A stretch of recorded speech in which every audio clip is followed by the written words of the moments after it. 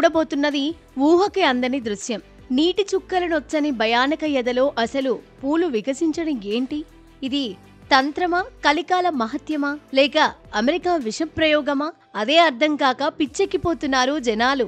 ఇప్పుడు చూస్తున్న ఈ అటకామ ఎడారి చిలీ దేశంలో అటు ఆండీస్ పర్వతాలు, ఇటు పసిఫిక్ మహాసముద్రం నడుమ సన్నగా పొడవుగా విస్తరించి ఉంటుంది. ఇక్కడి తీవ్రమైన పొడి వాతావరణం కారణంగా రాత్రిపూట ఆకాశాన్ని అత్యంత స్పష్టంగా చూడటానికి అవకాశం ఉన్న ప్రదేశాలలో ఇదొకటి.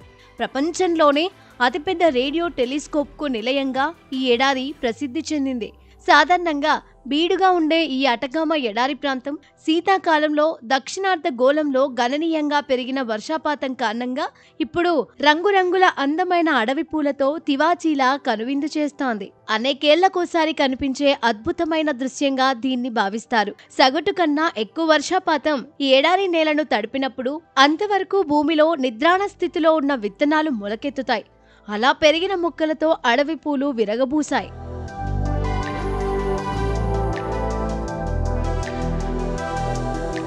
సాధారణంగా అటకామ ఎడారిలో ప్రతి సంవత్సరం 15 మిల్లీమీటర్ల కంటే తక్కువ వర్షపాతం నమోదవుతుంది.